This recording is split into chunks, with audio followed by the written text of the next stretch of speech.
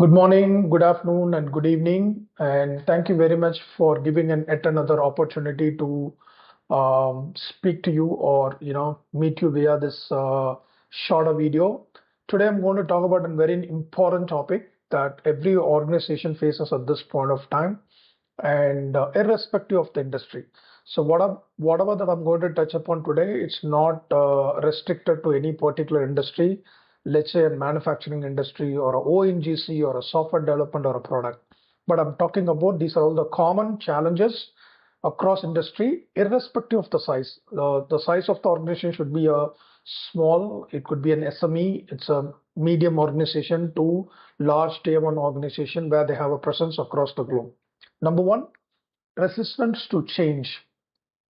I've seen as a common thing where employee and stakeholders are really resisting and adopting to new changes.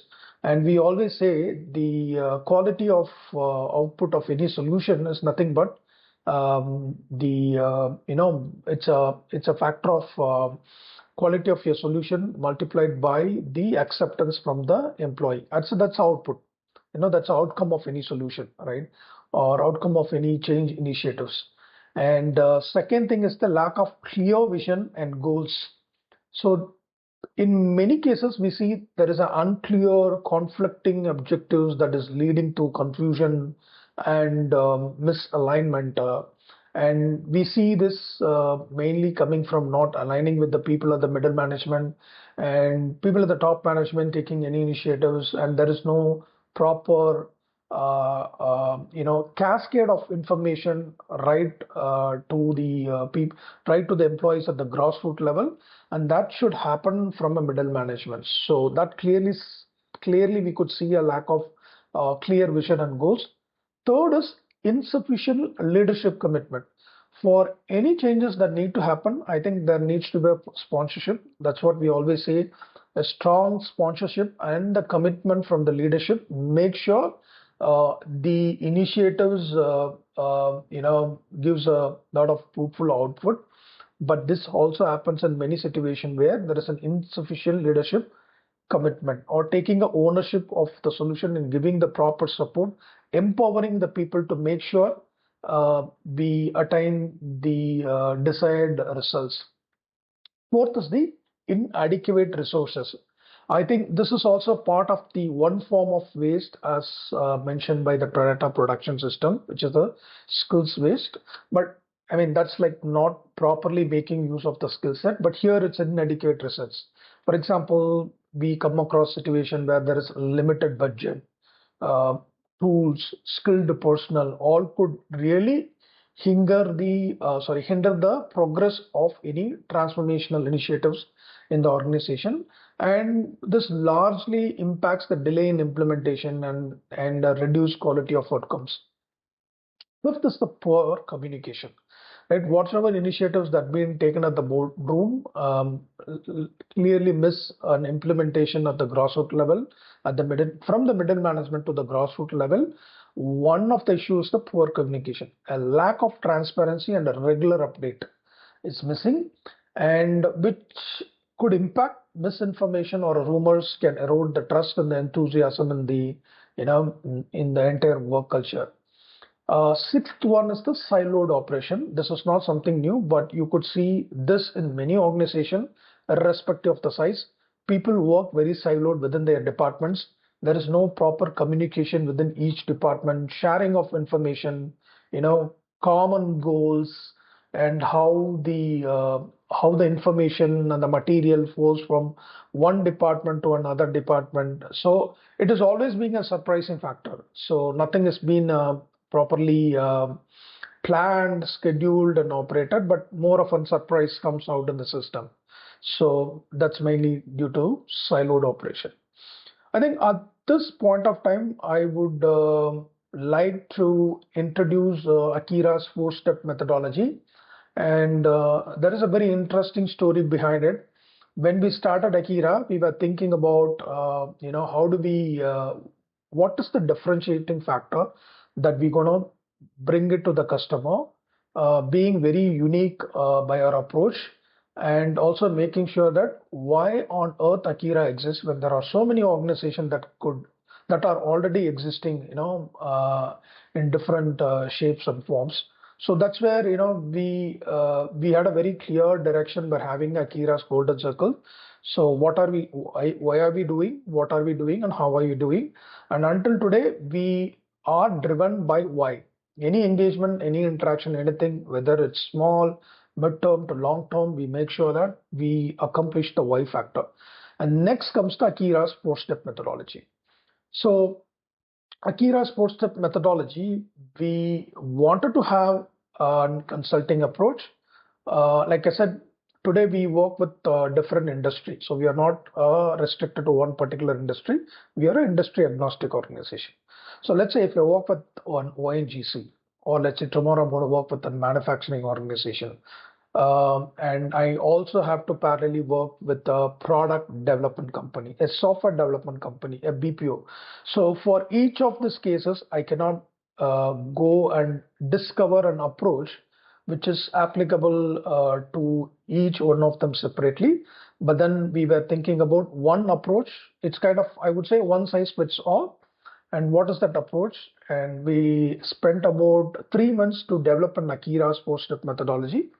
And it's a very effective methodology. We tried, we tested, and clients were able to really reap a good benefit of this methodology. So the four phases that I would say, the four core phases is preparing, diagnosing, designing, and implementing across different elements of the business. One more thing I want to emphasize here is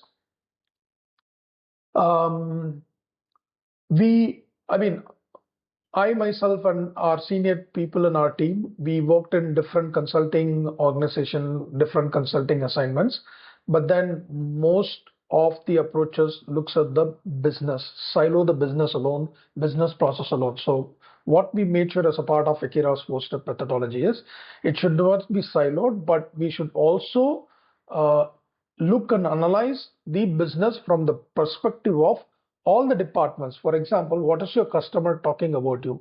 How is your CSAT score looks like? What are your customers thought about during your quarterly business call? So we do a thorough analysis from the customer perspective, and we use different tools and techniques to analyze them, and then kind of bring that picture in front of your eyes. It's the reflection of the work that we do or the product that you deliver to the customer. And then we also try and understand about how the employee thinks about your business, how much of an information and communication that's been cascaded up to the employee level, and how good are they ready in taking up new challenges. Is your company's asset, the first asset is employees. So is your employees really ready to take up the goals that set at the CEO level, the C level of the organization? If that's not ready, then there's going to be a huge gap between the goals set by the organization, the vision set by the organization, and the receptive nature of an employee is not going to bring a great value to the organization. So we analyze from that perspective as well. And then we come into the process perspective, which is the process efficiency. So we try and understand the whole 9 yards of the process, what are the different metrics exist, and what are the different skills that exist within the people. So we have a combination of close to 25 plus tools and techniques. So it's not that we use all these tools and techniques at one go.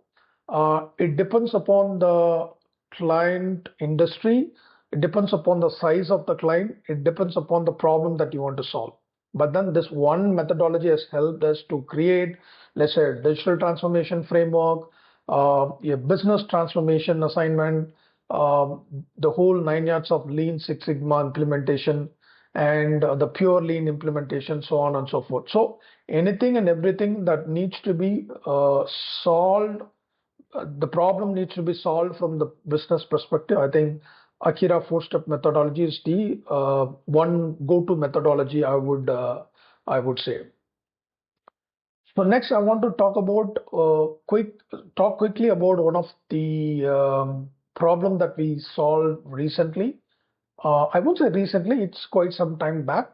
It's one of the wealth management bank has an issue in onboarding. So you could forget about this as an industry problem. I think customer onboarding is a very challenging process, and it involves a lot of steps.